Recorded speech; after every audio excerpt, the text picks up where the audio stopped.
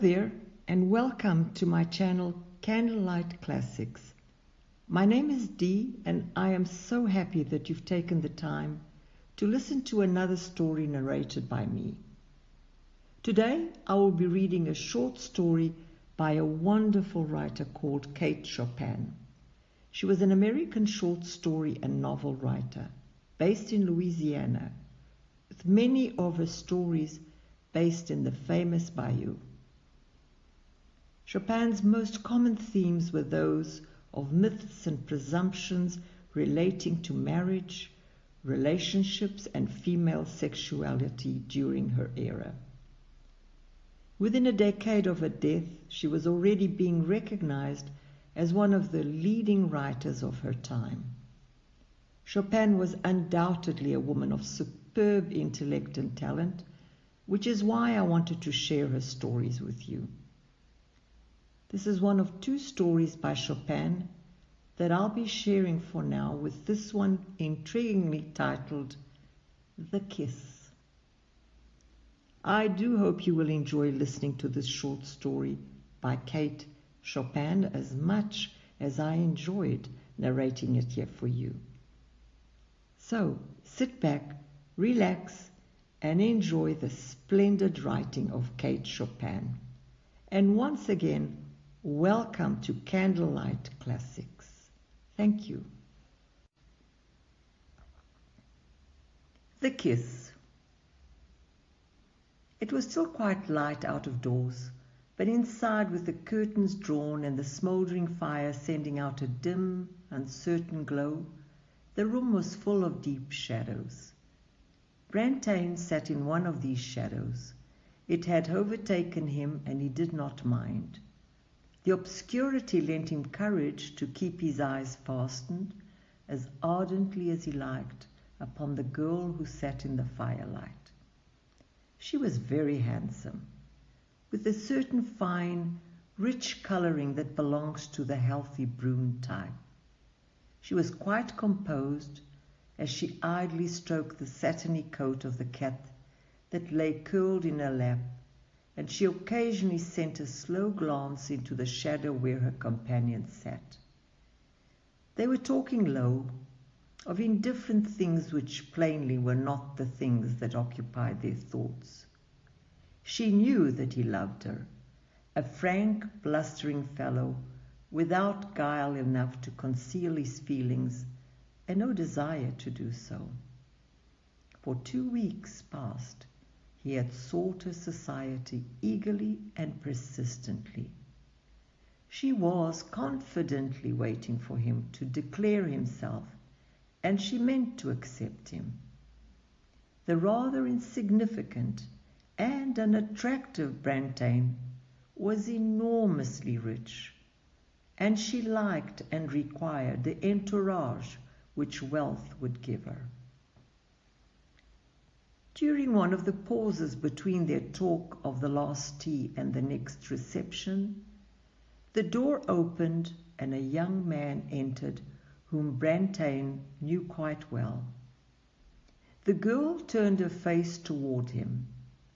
A stride or two brought him to her side, and bending over her chair, before she could suspect his intention, for she did not realize that he had not seen her visitor, he pressed an ardent, lingering kiss upon her lips. Brantain slowly arose. So did the girl arise, but quickly, and the newcomer stood between them, a little amusement and some defiance struggling with the confusion in his face.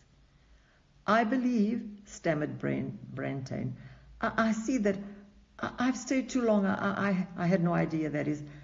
I must wish you goodbye." He was clutching his hat with both hands, and probably did not perceive that she was extending her hand to him. Her presence of mind had not completely deserted her, but she could not have trusted herself to speak. "Hang me if I saw him sitting there, Natty. I know it's deuced awkward for you, but I hope you'll forgive me this once, this very first break. Why? What's the matter? Don't touch me. Don't come near me, she returned angrily. What do you mean by entering the house without ringing? I came in with your brother, as I often do, he answered coldly in self-justification. We came in the side way. He went upstairs, and I came in here hoping to find you. The explanation is simple enough, and ought to satisfy you that the misadventure was unavoidable. But do say that you forgive me, Nathalie, he entreated, softening. Forgive you? You don't know what you're talking about. Let me pass. It depends upon a good deal whether I ever forgive you. At that next reception which she and Brantain had been talking about, she approached the young man with a delicious frankness of manner when she saw him there. Will you let me speak to you a moment or two, Mr. Brantain? She asked with an engaging but perturbed smile. He seemed extremely unhappy, but when she took his arm and walked away with him, seeking a retired corner, a ray of hope mingled with the almost comical misery of his expression. She was apparently very outspoken. Perhaps I should not have sought this interview, Mr. Brantain, but oh, I've been very uncomfortable, almost miserable since that little encounter the other afternoon, when I thought how you might have misinterpreted it and believed things. Hope was plainly gaining the ascendancy over misery in Brantain's round, guileless face. Of course, I know it is nothing to you, but for my own sake, I do want you to understand that Mr. Harvey is an intimate friend of long standing. Why, we have always been like cousins, like brother and sister, I may say. He is my brother's most intimate associate, and often fancies that he is entitled to the same privileges as the family. Oh, I know it is absurd, uncalled for to tell you this, undignified even. She was almost weeping. But it makes so much difference to me that you think what you think of me. Her voice had grown low and agitated. The misery had all disappeared from Brantain's face. Then you do really care what I think, Miss Nathalie? May I call you Miss Nathalie? They turned into a long, dim corridor that was lined on either side with tall, graceful plants. They walked slowly to the very end of it. When they turned to retrace their steps, Brantain's face was radiant and hers was triumphant. Harvey was among the guests at the wedding, and he sought her out in a rare moment when she stood alone. Your husband, he said, smiling, has sent me over to kiss you. A quick blush suffused her face and round polished throat. I suppose it's natural for a man to feel and act generously on an occasion of this kind. He tells me he doesn't want his marriage to interrupt wholly that pleasant intimacy which has existed between you and me. I don't know what you've been telling him, with an insolent smile, but he has sent me here to kiss you. She felt like a chess player who, by the clever handling of his pieces, sees the game taking the course intended. Her eyes were bright and tender with a smile as they glanced up into his, and her lips looked hungry for the kiss which they invited.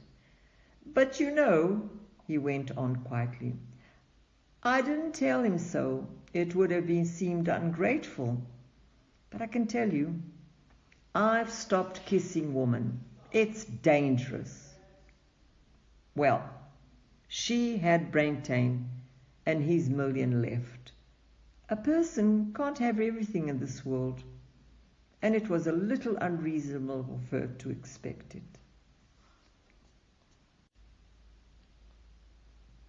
I really hope you enjoyed this short story by Kate Chopin. I hope you agree that she's indeed worthy of acclaim as a writer. A short biography about Kate Chopin will follow hereafter, which will provide you with some insight into this remarkable woman. I hope you enjoy that too.